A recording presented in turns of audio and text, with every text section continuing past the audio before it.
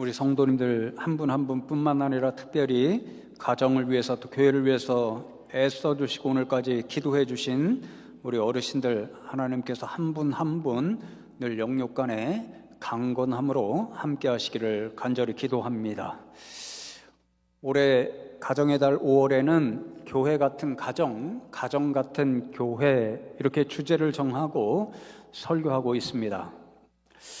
가정을 생각할 때 교회처럼 하나님 모시는 믿음의 가정이 되면 좋겠고, 또 교회를 생각할 때 가정처럼 정답고 또 사랑이 넘치는 교회가 되면 좋겠다, 이런 마음을 가지고 매주 말씀을 준비하고 여러분에게 전해드리는데, 듣는 여러분도 그런 마음, 그런 기도하는 심정으로 말씀을 들으면 좋겠습니다.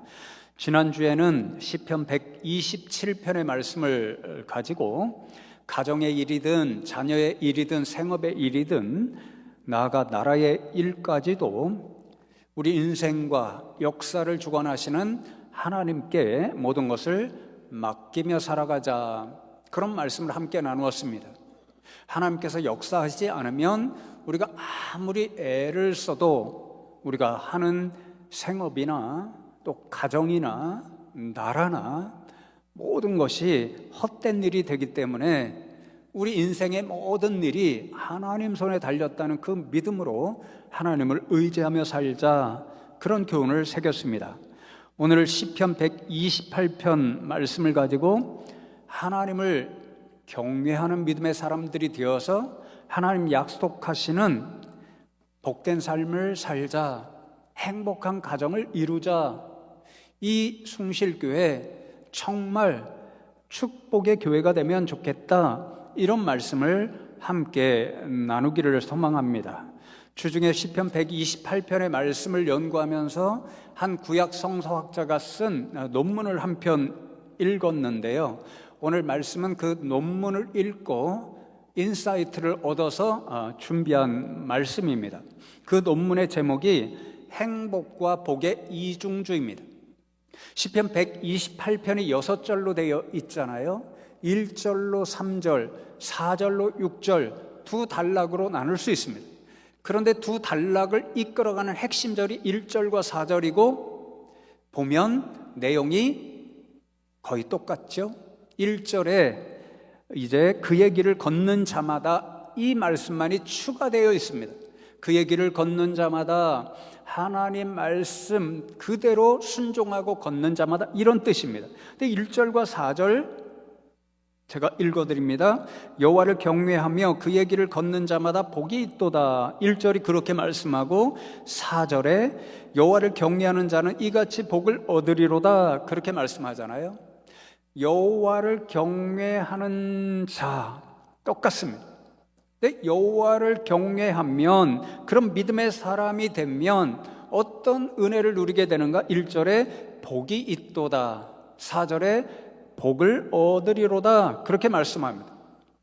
우리나라 말로는 똑같이 복이라고 번역되어 있지만 원어를 보면 다릅니다. 1절 복이 있도다, 아슈레이, 시편 1편의 말씀처럼 하나님의 말씀을 주야로 묵상하는 자, 그 사람이 복이 있도다 그러잖아요. 그때는 행복한 사람이로다, 행복하다, 이런 뜻입니다. 4절은 바라크라는 말로 되어 있습니다. 행복을 누리기 위해서, 행복한 상태가 되기 위해서 필요한 조건들, 그게 복이잖아요. 그런 의미에서의 복입니다. 그러니까 복을 얻는다 그러잖아요. 1절에는 뭐라고 그러죠? 복이 있도다 그러잖아요. 행복하다, 이런 선포고, 4절은 복을 얻으리로다, 목적어잖아요. 복을 얻는다는 말입니다. 하나님 복을 주신다는 말이죠. 그래서 이 원어의 다름, 차이 때문에 그 논문의 저자가 행복과 복의 이중주다, 그렇게 적었습니다. 먼저 축복하기는 우리 성도님들 모두가, 가정이 하나님을 경외하시는 분들, 하나님을 경외하는 가정이 되어서 행복과 복의 이중주, 이 이중의 은혜를 풍성하게 맛보시는 우리 성도님들 또 가정이 되면 좋겠습니다. 이 행복과 복의 이중주, 이 시편 128편이 우리에게 약속하는 이 행복과 복의 이중주가 무엇일까? 제가 묵상하다가 세 가지를 마치 구호처럼 정해 보았습니다. 표현해 보았습니다. 첫 번째가 뭐냐면요, 가정에서 행복, 교회에서 축복입니다. 지난 부활절 연합 찬양 예배 때에 어떤 목사님은 이 앞에서 막 구호를 외쳤잖아요. 그래서 제가 앞에서 가정에서 그러면 여러분 행복, 교회에서 그럼 여러분 축복, 이렇게 해봤으면 좋겠는데 제가 부끄러움이 많아서 안 하겠습니다. 먼저 2절과 3절을 보십시오. 내가 내 손이 수고한 대로 먹을 것이라. 내가 복되고 형통하리로다. 내 집 안방에 있는 내 아내는 결실한 포도나무 같으며 내 식탁에 둘러앉은 자식들은 어린 감람나무 같으리로다 그러잖아요. 1절, 하나님을 경외하는 자는 복이 있도다, 행복하다. 그런데 그 행복이 첫 자리가 어디입니까? 가정이라는 것을 알 수 있죠. 하나님을 경외하는 인생들에게는 가정에서 누리는 행복을 하나님께서 주시겠다, 이 말입니다. 어떻게 되길래 가정에서 행복을 누릴 수 있는가? 첫 번째로 뭐라 그러죠? 내 손이 수고한 대로 먹으리라, 그렇게 말씀하죠. 지난 시편 127편을 나눌 때도 하나님께서 함께 하시지 않으면, 역사하시고 도우시지 않으면 이른 새벽부터 밤늦게까지 일하고 수고하는 것이 어떻다고요? 헛되다, 아무런 결실이 없다. 여러분, 우리가 속된 말로 그러잖아요. 죽어라 일한다 그럽니다. 죽어라 일하는데 우리가 일하고 수고하는 것에 아무런 결실이 없습니다. 열매가 없습니다. 오히려 속상한 일만 생기고 실패합니다. 그러면 어떻게 될까요? 그것처럼 허망한 일이 없죠. 너무너무 죽고 싶은 심정도 생길 수가 있습니다. 제가요, 오래전에 알바를 했습니다. 대학원 다닐 때 알바를 했습니다. 논술 알바를 했습니다. 아이들이 이제 글을 써서 1000자로 쓰시오, 700자로 쓰시오, 그러면 일주일에 2문제를 내주고 그러한 이 원고에 글을 써서 보내면 제가 다 첨삭지도 합니다. 이것은 잘못됐다, 글자 하나부터 다 살펴주고 내용까지 다 살펴주고, 저는 철학을 전공했으니까 논리적으로 글을 쓰려면 이렇게 다 씁니다. 그걸 예쁘게 하려고요, 컴퓨터 있잖아요. 컴퓨터에 한 사람 한 사람 한 주에 20아이 정도의 글을 읽는데 그거에 한 이틀을 꼬박 해야 됩니다. 20아이의 글을 다 읽고 첨삭지도 한 것을 컴퓨터에 옮겼습니다. 예전에는요, 이게 자동 저장을요, 내가 설정을 해야 됩니다. 근데 제가 컴퓨터를 잘 모르니까 20아이의 일을 이틀 동안 꼬박 거의 세우다시피 해서 다 하고서는 컴퓨터에 기록했습니다. 저장을 안 했습니다. 와, 다 했다 그러는데요, 불이 딱 나갔습니다. 기숙사에. 너무 놀래가지고 1분 후에 불이 들어와서 컴퓨터를 켜봤는데 다 날아갔습니다. 속에서 그냥 올라오더라고요. 그러면서 이게 뭐야, 너무 힘들었습니다. 여러분이 그토록 열심히 수고하는데 결실이 없다? 화가 나고 막 죽고 싶은 심정이 드는 거죠. 그런데 하나님을 경외하면 어떻게 된다고요? 하나님께서 내 손이 수고한 대로 먹으리라, 결실을 주시겠다, 생업의 복을 주시겠다, 그 말씀. 또 아내는 결실한 포도나무 같으리라 말씀하죠. 유대인에게 포도나무는 가장 귀합니다. 마실 게 없잖아요. 포도주 내려서 술 기운으로 마시는 게 아니라 일단은 음료입니다.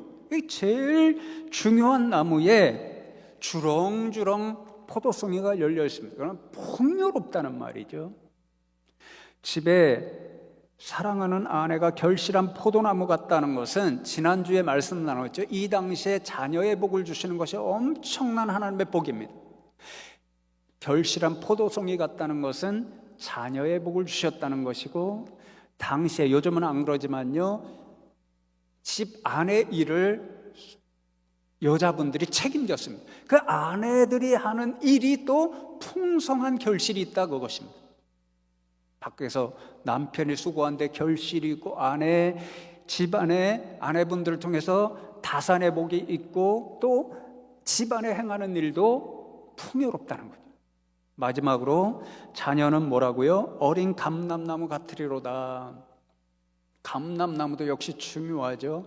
기름을 짜서 먹고 또 치료제로 쓰기도 하고 목재로도 굉장히 잘 사용된다고 합니다. 그런데 이 감람나무는요, 생육 속도가 굉장히 늦습니다.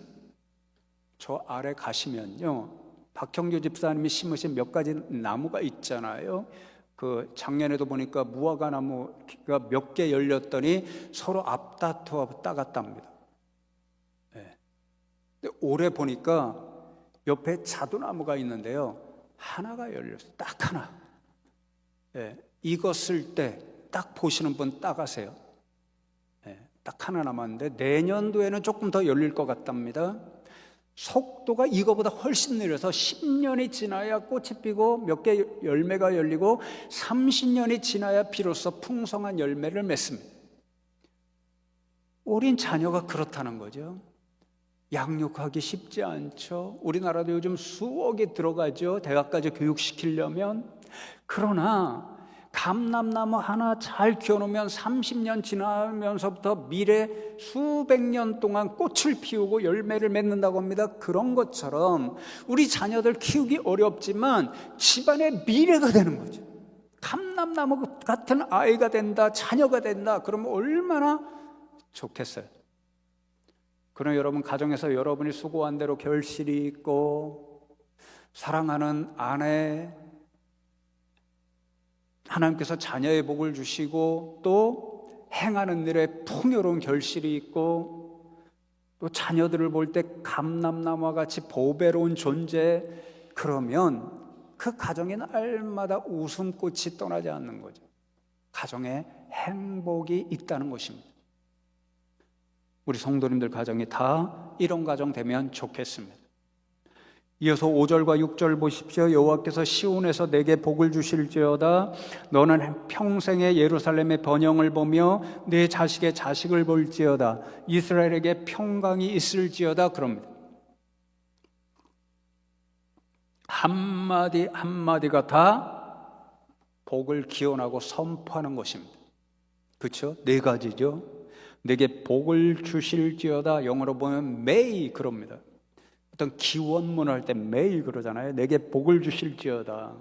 예루살렘의 번영, 나라가 잘 되는 그런 복을 볼지어다. 자식의 복을 볼지어다. 자식의 자식을 볼지어다. 건강해야 되죠. 그리고 다음 세대 자녀 손주가 잘 된다는 것입니다. 자식의 자식을 볼지어다. 이스라엘에게 평강이 있을지어다. 여러분, 개인적으로 이런 복을 다 누린다고 할지라도 나라가 부강하지 않고 샬롬, 평화가 없으면 어떻게 하겠습니까? 다 소용이 없죠. 그러니까 나라가 부강하고 평화를 누리는 복이 임할지어다. 다 선포이고 축복하는 기원입니다. 그런데 중요한 것은 이 모든 축복의 자리가 어디입니까? 여호와께서 시온에서 내게 복을 주실지어다. 시온, 예루살렘 성전, 하나님의 교회입니다. 그러니까 제가 주석을 보니까 이 5절과 6절은요, 1절로 3절은 가정을 위해서, 가정이 행복하기 위해서는 하나님 앞에 어떻게 살아야 되는가 지혜라고 한다면, 4절로 6절은 교회에서 행하는 축복 선언문, 특별히 민세기 6장 오늘 그걸로 축복하려고 그러는데요, 축도하려고 그러는데요, 제사장이 예루살렘 성전 교회에 모여있는 이스라엘 백성들, 믿음의 백성들에게 하는 축복 선언문입니다. 그럼 여러분, 가정이 행복을 누리는 자리라면 교회는 어떤 자리입니까? 이 예배 자리는 어떤 자리입니까? 축복의 자리입니다. 축복의 자리. 오늘 별로 감흥이 없어 보이세요. 가정에서 행복하고 싶지 않으세요? 이 예배 자리를 나올 때마다 하나님 부어주시는 복을 누리고 싶지 않으세요? 저는 엄청 사모할 거라고 지금 소리를 크게 내고 하는데 얼굴에 감흥이 별로 없어 보이세요. 옆에 계신 분들에게 그 소망으로 하나님 복 주시기를 축복합니다. 그렇게 인사 나누실까요? 그러나 여러분, 예배 마칠 때 하나님은 무엇으로 예배를 마치게 하셨습니까? 축도잖아요. 이 예배의 모든 자리 끝나는 게 축도입니다. 그 여러분, 축도의 자리를 사모하시기 바랍니다. 어떤 분들은 축도하기 전에 빨리 나가서 차 끌고 복잡하기 전에 내려가야 되겠다 이런 분들인데 좋지 않은 거예요. 하나님의 성경을 통해서 약속하신 것입니다. 제사장을 통해서, 목회자를 통해서 통로가 돼서 여러분에게 하나님의 복이 넘쳐 들어가는 이 예배 자리, 우리 교회 자리가 되면 좋겠습니다. 두 번째로 나도입니다. 나도. 저만 외칠게요. 나도. 1절과 2절로 3절, 4절과 5절로 6절을 한번 비교해 보십시오. 중요한 차이점이 있습니다. 갑자기 어감이 하나 바뀌는 게 있습니다. 뭘까요? 맞추시면 제가 목장교회 팀장님에게 특별한 선물 주라고 이야기할게요. 부끄러워서 말씀 못 하시죠? 네, 제가 1초 후에 말씀드릴 건데 목사님 말씀해 주시기 전에 제가 생각하고 있었습니다. 그런 분들 있으면 예배 마치고 저한테 오세요. 유효한 걸로 제가 쳐드리겠습니다. 1절과 4절을 보시면 여호와를 경외하는 자 그러죠. 이게 문법 시간은 아니지만 3인칭입니다. 누군가를 특정하지 않죠. 모두 보편적이죠. 그러나 2절과 3절, 5절과 6절을 보시면 내가, 내 아내, 내 자식, 내게, 너는, 내 자식 전부 인칭입니다. 3인칭은 누군가를 특정하지 않고 보편적으로 일반적으로 말하는 것이고 2인칭은 누군가 한 사람을 특정하는 것입니다. 제가 여기에서 성도 여러분 그러면 여러분 전체를 부르지만 여기에서 누구를 부르면 특별히 또 어떤 분들은 김 목사가 저분 특별하게 사랑하니까 그러지 이렇게 생각하고 오해하셔요. 안 부릅니다. 2인칭으로 부른다는 건 너, 당신 부른다는 것은요 아주 친밀하고 특별한 관계를 이야기합니다. 지금 여러분 이 인칭 변화를 통해서 우리에게 행복과 축복, 기억해야 할 중요한 원리 하나를 교훈합니다. 하나님께서는 하나님을 경외하는 사람은 누구나 예외 없이 행복하게 하시고 복을 주신다라고 이 하나님 약속입니다. 그래서 히브리어 원어를 보면 1절에는 콜, 영어로 all, 모든 사람, 그리고 4절에는 케바드, 일반적으로 사람을 지칭할 때 영어로 man, 뭐 이러면 안 되죠. man 그러면 반드시 옆에다가 슬래시하고 우먼을 붙여야 되는데요. 어쨌든 일반적인 사람 누구나입니다. 그래서 영어 성경은 대부분 다 all 혹은 everyone 이것을 넣었습니다. 그런데 여러분 묻겠습니다. 하나님을 경외하는 사람은 하나님께서 모두에게 한 사람도 빠짐없이 전부 행복과 복을 약속하신다. 이게 하나님의 약속입니다. 그런데 여러분 그 자리에 여러분이 안 들어가 있다고 생각해 보십시오. 다 하나님을 경외해서 하나님 약속하신 행복을 누리고 복을 받아 누리는데 거기에 여러분이 없다고 생각해 보십시오. 그림의 떡은요 아무 소용이 없습니다. 내 것이 돼야죠. 그러니 여러분 이 인칭 변화가 무엇을 교훈하냐면요 하나님께서 자신을 경외하는 자에게 주시는 행복과 복이 아무리 좋아도 여러분 한 사람 한 사람 여러분 각자가 받지 않으면 아무 소용없다는 거죠. 나도 받아야 된다는 거죠. 여러분 한 사람 한 사람이 받아야 되는 거예요. 어떻게 해야 됩니까? 여러분 한 사람 한 사람이 하나님을 경외하는 믿음의 사람이 되어야 하는 거죠. 제가 오래전에 사역하던 교회에서 한 권사님이 있었습니다. 믿음이 참 좋아하신 권사님이었는데 안타깝게도 남편이 함께 예수를 믿지도 않고 교회도 나오지 않습니다. 항상 가장 첫 번째 기도 제목 소원이 함께 살고 있는 남편 제발 예수 믿고 나와 함께 예배의 자리에 나와 있으면 좋겠다. 이게 죄송한 표현입니다. 그 권사님 말 그대로 제가 과부도 아니고 이겁니다. 얼마나 간절히 소망했는지 모릅니다. 그래서 어떤 날은 저하고 작전을 짰습니다. 교회에서 신방 간다 그러면 남편이 도망가요. 그날은 그 권사님 남편 꼼짝 못하게 붙잡아 놓고, 그때 전도사 시절이니까, 전도사님 어느 날 몇 시에 오셔서 우리 남편이 있을 때 예배 드려주시고 꼭 전도해 주세요. 복음 전파 설교해 주세요. 그랬습니다. 그래서 갔죠. 남편이 꼼짝없이 나가지도 못하고 저와 함께 이제 셋이서 예배를 드렸습니다. 그런 예배 마치고는 이렇게 권사님 소망이 얼마나 간절한지 모르는데 함께 예수 믿고 권사님과 더불어서 교회 나오시면 어떠겠습니까? 그렇게 말씀을 드렸습니다.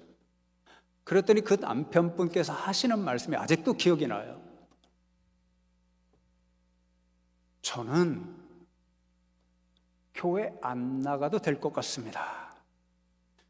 여기 옆에 계신 분이 교회 나가면 매일 나를 위해서 기도해 주시니까 만약 하나님이 있으면 그 기도 들어주셔서 저도 하늘나라 갈 수 있습니다. 그럼 맞습니까, 여러분? 아니죠. 하나님은 누군가의 믿음을 보고 누군가를 구원하시고 하나님 나라 백성으로 인쳐주시고 영생을 선물로 주시지 않습니다. 하나님은 각자의 믿음을 보시고 죄를 용서하시고 구원해 주시고 각자의 믿음에 따라 하나님 나라 백성으로 인쳐주시고 영생을 선물로 주십니다. 오늘 말씀도 똑같습니다. 모두가 하나님을 경외하면 모두가 하나님 약속하신 행복과 복을 누리며 살 수 있지만 거기에 내가 들어가지 않으면, 내가 하나님을 경외하지 않으면 나에게는 소용이 없습니다. 그러니 여러분 한 분 한 분이 각자가 하나님을 경외하는 믿음의 사람들 되기를 소망합니다. 마지막 세 번째로 나, 너, 우리, 그리고 모두입니다. 이 시편 128편이 제 마음에 너무 멋진 시편이라는 것이요, 행복과 복의 지경 영역이 점점 더 확장되어 간다는 데 있습니다. 2절에 내가 수고한 대로 먹을 것이라 일하는 사람 그 한 사람입니다. 3절에 포도나무 같은 아내, 감람나무와 같은 자녀 확장돼서 가정공동체입니다. 5절 예루살렘의 번영, 한 대표적인 도시이기도 하지만 나라를 뜻합니다. 한 나라의 번영입니다. 6절에 자식의 자식, 한 대에 그치지 않고 당대에 그치지 않고 대대선선 미래세대까지 이어집니다. 마지막으로 이스라엘의 평강, 나라와 민족의 전체의 샬롬이 있어야 행복과 복을 누리고, 한 나라만 이렇게 누리면 되나요? 다른 나라가 쳐들어오면 끝이잖아요. 그러니까 열방 전체의 샬롬이 있어야 됩니다. 여러분 128편의 행복의 복, 행복과 복, 이게 무엇을 교훈하는 것입니까? 하나님 경외해서 내가 하나님이 주시는 행복과 복을 나만 누리면 된다, 가정만 누리면 된다, 내 자녀와 손주만 누리면 된다. 하나님의 생각은 그렇지 않습니다. 하나님이 행복 누리게 하시고 복을 주시면 여러분으로부터 옆에 계신 분들에게 확장되어 나가야 되는 거죠. 함께 누려야 되는 거죠. 부부가 함께 누려야 하고, 부모와 자식이 함께 누려야 하고, 교회에서 성도가 함께 누려야 하고, 우리 교회만 아니라 이 땅에 세워진 모든 교회가 함께 누려야 되고, 세상에 나가 이웃과 함께 누려야 되고, 나라와 민족이 함께 누려야 되고, 열방의 백성이 함께 누려야 되고, 우리 자녀 세대, 손주 세대가 함께 누려야 되고, 하나님 지어놓으신 모든 피조물이 함께 누려야 됩니다. 이게 하나님의 뜻입니다. 그래서 성도 여러분, 교회 역사를 보면 누가 위대한 믿음의 사람이었냐면요, 하나님 주신 행복과 복이 있으면 그걸 받아 누리면 자신만 누리는 사람, 그 사람 결단코 하나님 기뻐하시는 위대한 믿음의 사람이 아닙니다.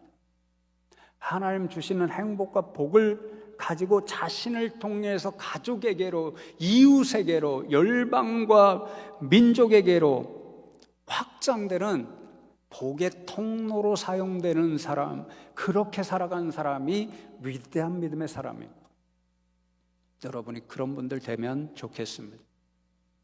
한 분을 소개하며 이제 말씀을 맺습니다. 제가 수요 예배 시간에 소개한 바 있는데, 이제 6월 3일에 우리나라도 지도자를 선출하는데 이런 지도자가 있으면 좋겠다, 이런 지도자 선출되면 좋겠다, 이런 기도하는 마음으로 나눕니다.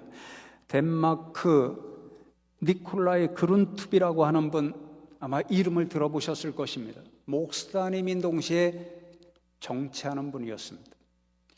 가끔가다 이분 따라서 나도 정치를 해볼까 이러면 난리 나겠죠. 어쨌든 목사님이자 정치하는 분이었는데, 여러분 덴마크 잘 아시죠? 가끔 가다가 우리나라 이 OECD 가입하니까 행복지수 이렇게 조사하면 상위권에 거의 속하지를 못합니다. 이 덴마크라는 나라는 거의 1위권, 세계에서 가장 행복하다고 여기며 살아가는 그런 나라입니다. 그런데 처음부터 그런 나라 아니었습니다. 19세기 중반에 독일이었죠. 독일과 전쟁에서 완전히 패해서 나라가 망했습니다. 영토의 3분의 1을 뺏겼는데 그 영토가 전부 곡창지대입니다. 남은 3분의 2는 황무지와 같은 그런 곳이었습니다. 전쟁에 지게 되면 저는 보상비를 물어주잖아요. 보상비를 막대하게 물어주다 보니까 나라 경제가 완전히 파탄이 났습니다. 희망이 보이질 않습니다. 그러니까 국민들이 시리에 빠져가지고 매일 술 퍼먹고 술 중독, 마약하고 마약 중독, 세상에서 가장 불행한 나라, 소망이 없는 나라, 못 사는 나라였습니다. 그때 하나님께서 위대한 그룬투비 목사님을 보내주셨습니다. 혼자 나만 잘 살면 된다, 이런 생각 품지 않았습니다. 이 불의의 시리에 빠져있는 백성들, 매일 술과 마약에 쪄들어 살아있는, 소망을 볼 수 없는 나라, 이 나라를 어떻게 일으켜 세워볼까? 유명한 3회 운동을 시작했습니다. 3가지를 사랑하자, 하나님을 사랑하자, 이웃을 사랑하자, 우리에게 남겨진 이 땅, 이 나라를 사랑하자. 3회 운동을 통해서 절망하고 낙심해서 아무것도 하지 못하는 백성들을 자극하고 그 정신을 개정하고 일으켜서 나무를 심게 하고 낙농을 하게 하고, 그래서 나라의 부강한 기초를 이루었습니다. 모든 출발이 어디였습니까? 하나님 사랑, 하나님 경외하는 신앙 정신으로 일하기 시작했을 때 기적들이 일어난 거죠. 우리나라에도 똑같은 3회 운동을 펼치신 분이 있습니다. 배민수 목사님입니다. 평양 숭실을 졸업하셨고, 제가 나온 평양신학교, 그러니까 장로의 신학대학교의 전신 평양신학교를 나오셔서 목사님이 되셨습니다. 이 목사님이 그룬투비의 이야기를 듣고 우리나라에 똑같이 하나님을 사랑하고 이웃을 사랑하고 이 땅, 이 나라를 사랑하자 3회 정신으로 농촌 목회에 앞장서셨고, 농촌 목회를 통해서 그 지도자를 일생 양성하셨습니다. 파주에 가면, 저도 오래전에 김상범 집사님 이야기 듣고 홈페이지를 찾아서 3회교회가 있습니다. 3회교회, 3회 농장이 있습니다. 그 땅이 수만 평입니다. 유지에 따라 전부 연세대학교에 기증하셨습니다. 김 집사님 말 따르면 오늘날로 시가로 따지면 조 단위에 이를 수도 있다고 합니다. 맞죠? 네. 얼마나 질투가 나든지, 숭실을 나왔으면 숭실을 기억해야지. 연세대학교에 다, 제가 그분 살아계실 때 만났으면 연세대학교에 90% 해도 좋은데 숭실의 10%는 이런 생각, 질투가 막 생겨요. 여러분 기억해 보십시오. 크론투비 목사님 위대한 믿음의 사람 목사님이셨습니다. 배민수 목사는 위대한 민족의 사람 신학의 정신이었습니다. 어떻게 살았나요? 나만 잘 되자, 나만 행복하자, 나만 복받자, 우리 가정만, 내 자녀만, 내 손주만 그랬나요? 그랬다면 덴마크라는 나라 없을 것입니다. 그랬다면 저 삼해농장 없고 연세대학교 기증하는 일 없었을 것입니다. 이게 기독교 정신이고 이게 시편 128편을 통해서 하나님께서 우리 주시는 하나님의 뜻입니다. 하나님을 경외함으로 행복하고 복을 받는 인생은 나만 잘 되고 가정만 잘 되면 안 되고 축복의 통로가 돼서 내가 만나는 사람들에게 비록 작고 연약하지만 나를 통해서 영향력이 파급돼서 나라와 민족과 열방에 하나님의 행복과 복이 전해지는 삶을 살라는 거죠. 물질 앞에서는 쪼잔해지고 혹시 또 오늘 이 시간에 하나님 또 큰 마음 먹어서 목사님 또 하나님 앞에 물질 드리자 그런 마음 할까봐 또 조마조마하고 이런 게 아니죠. 오늘 시편 128편은요 얼마나 우리의 마음을 넓게 하고 우리의 생각을 얼마나 크게 만들어주는 위대한 시편인지 모릅니다. 축복합니다. 우리 성도님들 한 분 한 분과 가정 모두가 하나님을 경외해서 하나님 약속하신 행복과 복을 누리기를 바랍니다. 그러나 생각과 마음을 크게 해서 여러분이 세상을 향한 축복의 통로로 어찌합니까? 이 자리에서 그런 TV가 또 나오고 배민수 목사님이 또 나올지. 우리 젊은 세대 그게 교육의 비전 아닌가요? 그런 분들 다 되시기를 주님의 이름으로 축복합니다. 기도하겠습니다. 하나님 감사합니다.